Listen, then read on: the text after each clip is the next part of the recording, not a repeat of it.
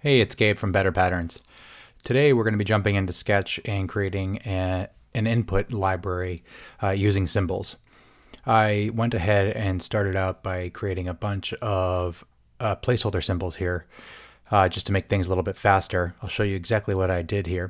So when we think of inputs, they have three or four main parts. We have the label that sits above. We have the actual input area where you type. We have any optional text that might need to be there, like helper text in the input saying, passwords must be this long or email address must end in .edu. And then we have the actual text itself that sits inside the input. And then we also have any icons that might need to be associated with the inputs, either with drop-down arrows for selects or red X for an error state or an info icon for when you have a label that needs some sort of info tooltip attached to it or something like that. All these pieces combined will make an input itself. So we'll be doing that today by putting all these symbols together and stacking them. It's important to note that I have all of these text labels here, these helper text items. They're also defined as text styles here. So I define them as text styles, but I also made them into symbols. And I'll show you why I did that after we start putting these things together. So that's the basic outline of the symbols. For the inputs themselves, we're going to be following this array that I made, going kind of top to bottom, left to right here. So we'll be making quite a few, but the process should be very quick after we get started. So just to start out and give you an idea how this works, we are going to make a default input, meaning that it just has a label and an input, and it's going to have some placeholder text in it. So it's not going to be actually filled. It'll just show placeholder text. So to do that, we have to start inserting some parts. So we know we need a label. So let's go insert that. We have our label symbols, and I have a default. So there's our label. Next, we need the state. So in this case, it's a default state. There's no error on this input yet. So default state. And I have these all set to be the same width right now. If I go into the symbols themselves, they are all the same width, which is 192 right now. That way, when I place them, they all line up and then we can stretch them afterwards. So going back, I typically put a label about 4 pixels above the input area. Great. Next, we actually need the text. So this is going to be placeholder text. So I'll insert that. Again, these are symbols, even though they are text styles. We're going to be placing them as symbols. We have the text input, and we have placeholder text. And this is actually too wide. It's the same width as the state itself, so I have to actually give this some padding. So I'm going to take 16 off each side. There we go. Next, I am going to group them and rename it to be input default placeholder. Now, the reason I'm naming it like this is because I know I'm going to turn this into a symbol. So I want to kind of set up the folder structure for that beforehand as I'm naming these, putting these into groups. It just makes it easier later on.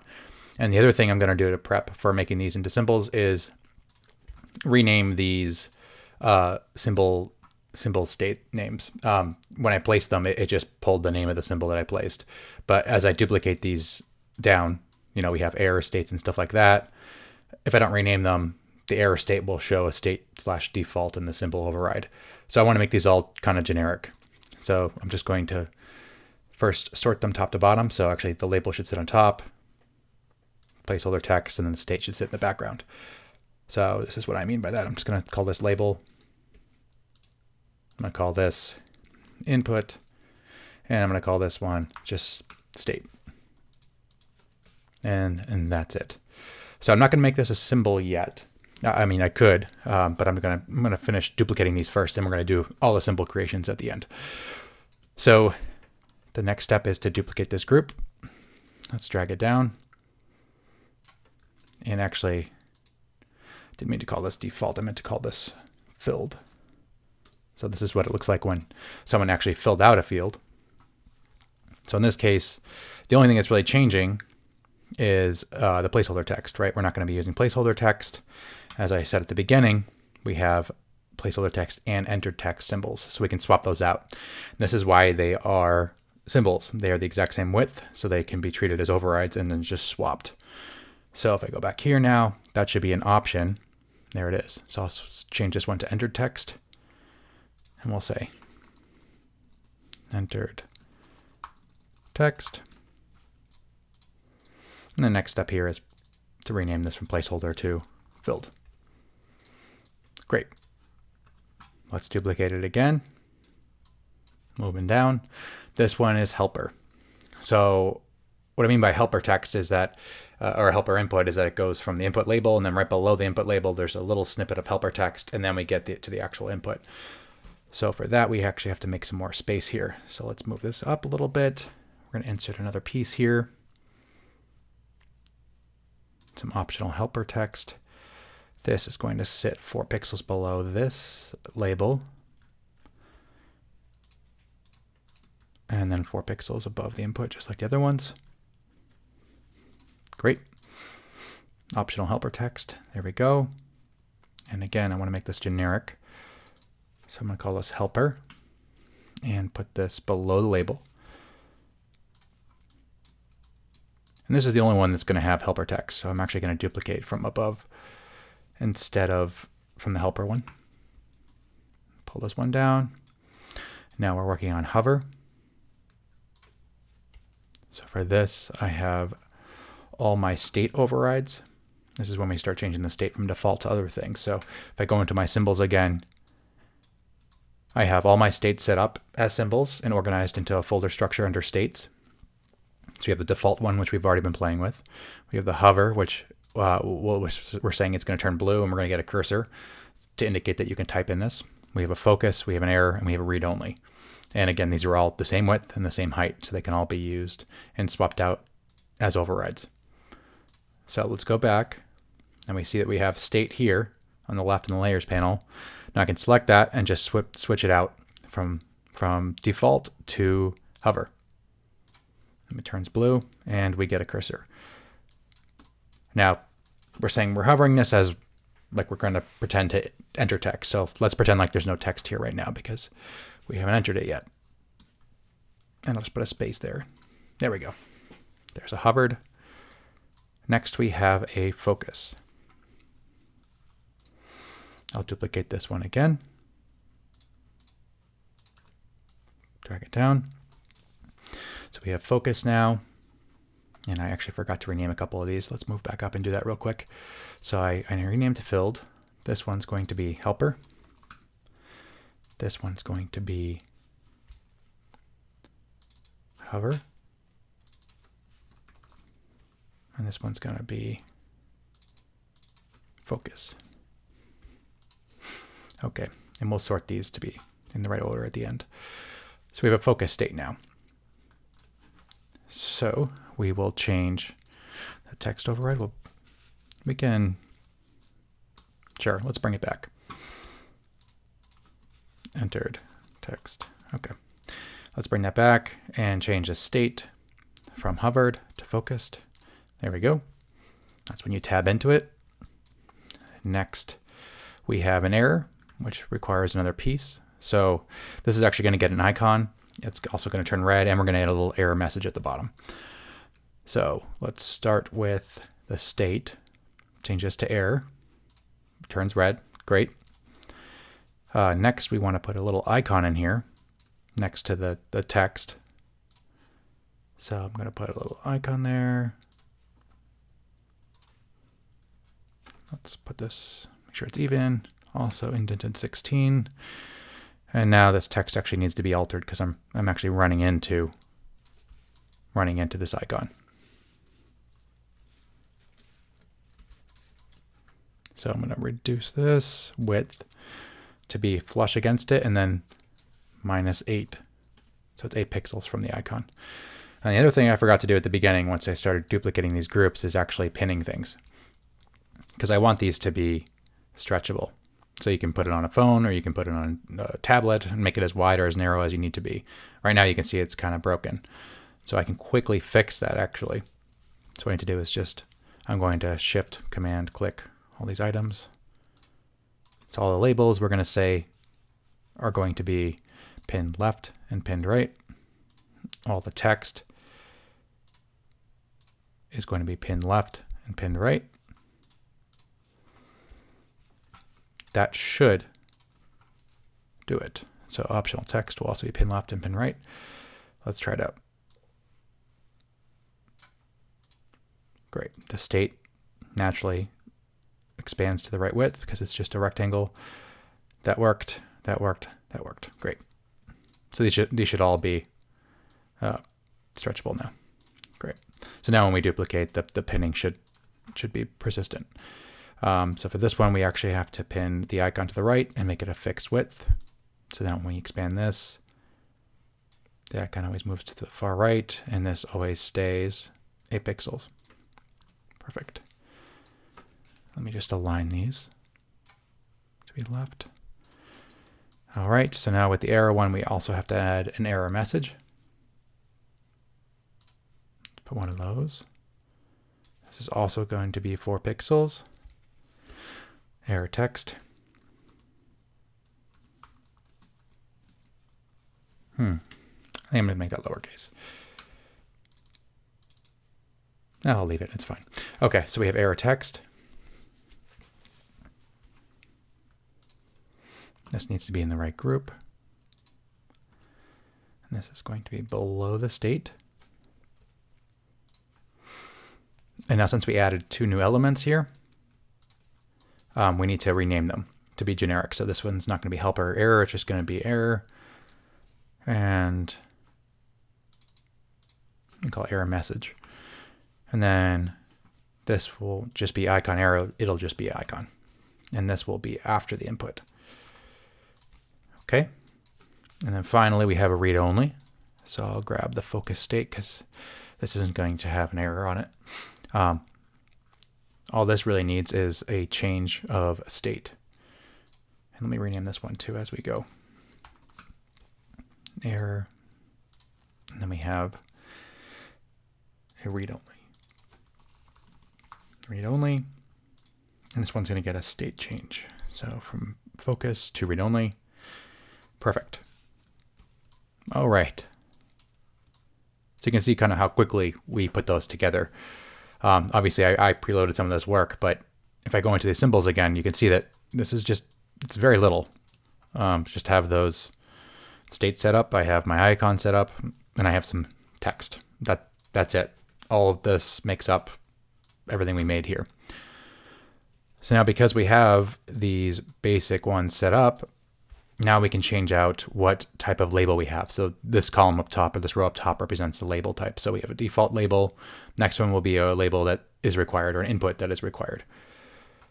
So let's first make sure that we are a little organized here. I'm going to use Sketchrunner for this. I use this sort by position Y all the time because as you duplicate or add items, it will always do it kind of in reverse order. So placeholder you can see is at the bottom now. And I actually want that to be at the top. So I'll just sort by top to bottom. And then you can see the layers just switched. So as I hover, you can see it's all top to bottom now. And what I can do now, because these aren't symbols yet, and I did this for a specific reason, is I can duplicate all of these, move them over, and I can change the label from the default state to required. And that's it. Those are all done now. Now the one thing I do have to do here is actually rename these from default to required. So I can use rename it and do a find and replace in the selected layers. So we're going to find default and we're going to replace that with required. All right. That's done. So you can see how quickly we can get through this now. Let's duplicate again, drag them over. This is going to be optional. Again, same process. We're going to select all the labels. And this is why we made all these things generic, right? So they're all just named label, because whether it's required or optional, we want them all to look the same. So it's not misleading when you do an override. So this will just be optional. Great. Now I have to rename these. Now I believe the shortcut is that. Yep. So required, optional. That one's done. Next, we are going to do the info. This will put a little icon up top instead of the optional text. It'll be a little info icon. Change that out for info. Perfect. Again, rename it. So we're going to change optional out for info. And this is where we get into a little bit of a new area. We're going to be using quickly. The last two things are search and select. So these actually add another icon, kind of how we did error. That'll be interesting because we'll have almost a double icon. So maybe for these, we don't use an error icon next to it. And I'll show you what I mean by that. So let's duplicate these again. You know what? Sure, I'll duplicate them again. So we have search now. So for this, I actually need to insert an icon into every single one of these. So it's probably actually faster for me to redo these ones that only have one line. The two liners or the three liners, I'll do manually. So we'll start with this one with placeholder text. So we have the input. We need to put a search in it. Search icon. So we'll go here. We'll go to our icons. We have our search icon. Let's put that in front. Put it at 16. Again, we're going to move this over now. Make that 8. And we have to align it. So we'll do this one minus 16. There we go. We can call this search or something like that. Now, one thing we could do is, because this is search, we may not have these states actually. You might not have an error state. You may not have a helper state for search. And you might not even have an input label, right? Because it's kind of self-explanatory, right? It's a search input. You have the icon there. Maybe it just sits up top, in the top of your screen, kind of in the header bar. We'll pin this left to make it fixed. Maybe this is it's at the top in your navigation or something like that. So maybe this one's a little bit wider.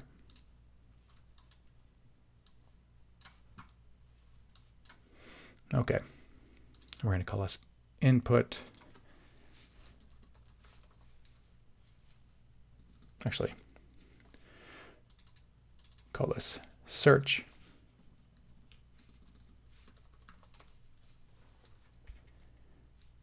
Search default placeholder. Okay, that one is all set. So what other states we want to account for here? We'll do a filled. So we'll duplicate this. And one thing I forgot to do here is actually rename this icon again to be generic. So this will just be icon. And good, it's in the right order. So I'll duplicate it. This one is going to be filled. So all we need to do here is actually change it from placeholder text to entered. Let's say entered search term. Great. We're not going to do a helper with this one. We will do a hover. So just like before, we're going to get rid of the text. Put a space in. And we're going to change a state to hover. There we go. And rename these to filled and hover. Perfect. And then we're going to do a focus. And just like the other ones, we'll say that we actually have some input there. Let's copy this. There we go. Instead of hover, this is going to be focused.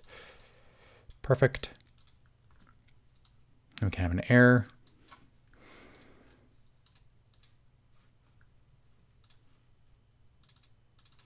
Rename it, focus. This is going to be the error. Maybe this one doesn't get an error message. It just has an error box around it or something like that. That's fine for this.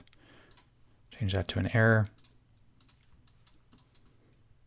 We could put this icon here if we want to make it extra clear and so that it matches.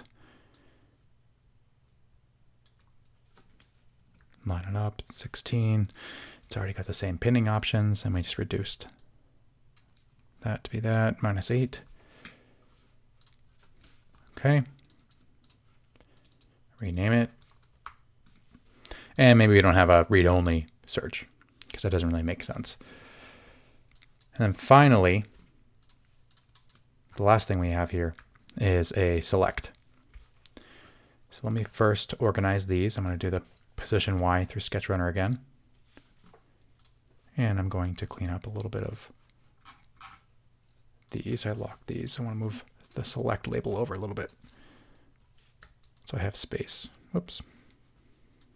There we go. And I'll lock that again so it's not in the way. All right, so we have search, search default,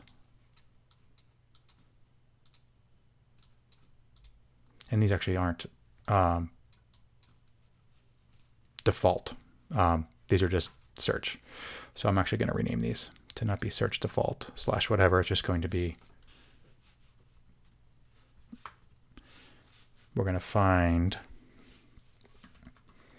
search / default, and we're going to replace with search. There we go. Perfect. So finally, we need to duplicate these one more time for our selects. Actually, this is more like a classic input, so I'm actually going to use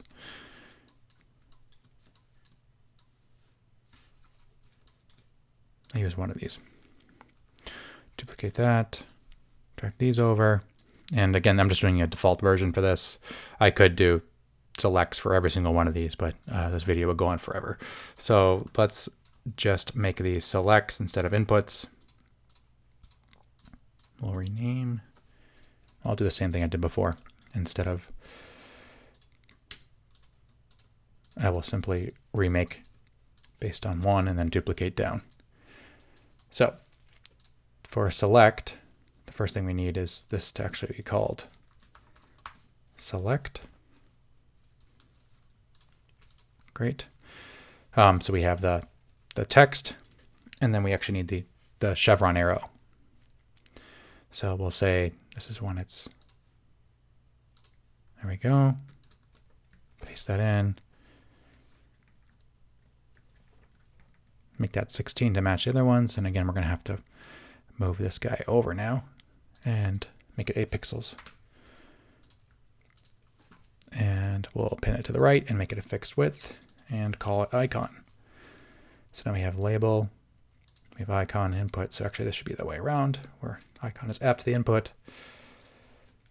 Great. And again, this should be scalable. It is. The pinning works. Let's duplicate. So that was what? Select default placeholder. So next we have select. Again, this is a default state. We'll do default and we'll do filled. So that's just a text symbol change. So we'll say selected option. Great.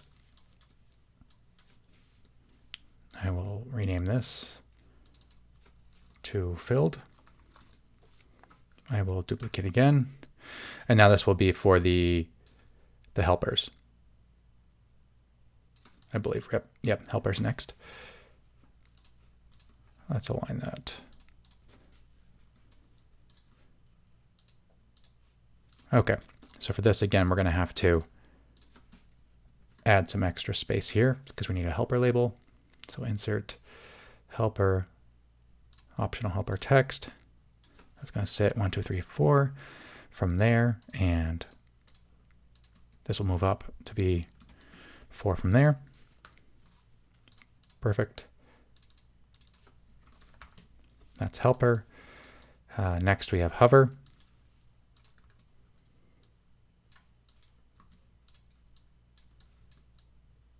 So this is actually just going to be, actually the hover here will be a little interesting. I don't know if I set it up right to do this, but we can try. Right now when we hover over an input, we get that text cursor, but with selects, you don't type in them. At least in the ones we're making here, you don't type in them. You click on them and they open. So you wouldn't actually get a text cursor, you'd get a normal cursor. And I didn't actually put that in here. So I'm curious if I made that a symbol. If I made this a symbol. So it is actually a symbol. So I should be able to turn it off in the override. Let's see if that works. So instead of here, I'll change this to hover. And there's the cursor, and I'll say none. There we go. So that's hovered. Technically, it would be like with a pointer, but I don't have that right now. So moving on, we have a focus. So that is going to be, and actually the hover one isn't supposed to have helper here either. So this will move down to be 4.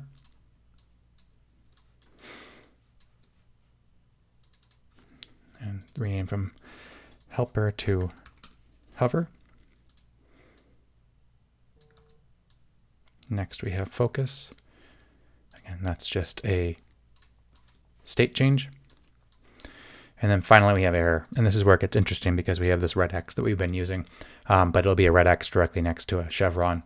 That might be a little much. So maybe in this case we say we drop it. I know that's a little inconsistent and that's fine for this. It's just a demo. You can drop them all across the board if you don't like them. So in this case, we would actually not have this one. We can actually do an override here and do a chevron instead. And technically that's really all we need. So this just needs to be changed to select default error. This should still work. Great. Let's do a position Y in those. All right. So you can see how quickly, relatively quickly, right? 20 minutes or so, we created all of these inputs in all these different states. And that's coming from just these pieces, right? We have the helpers, the helper labels. So we had the default, optional, required, and info. We had the helper text. So that's if you needed a second line there. We had the error text, and we had the placeholder input text and the actual filled input text. And then all the states, default, hovered, focused, error, and read only. And then we have the icons that we used. And I believe I actually forgot to do one more of these, which will be a read-only version of this. So we'll rename this from error to read-only. And this will just be a state change. There we go. And I'll do another position Y to be safe. Okay. So the last piece we need to do here is actually to select all these because these are all still groups, as you can see here. And they've all been sorted, which is nice, as you can see, going over them all top to bottom. What we need to do now is actually make them symbols. So right now they're just groups that have symbols in them. So it's a group with a symbol in them. But because we were great with our naming structure, we can now select all of them, and we can convert them all to symbols. So we'll select them all, we'll right click, and we'll click create symbol. Hit OK. And that did not work the way I thought it would. So what it did there is actually turn them all into one symbol, which is not what we want. I might have the plugin here, which I don't. So let's get it real quick. I'm going to install something called batch create symbol or bulk create symbol. I forget exactly what it's called. Create.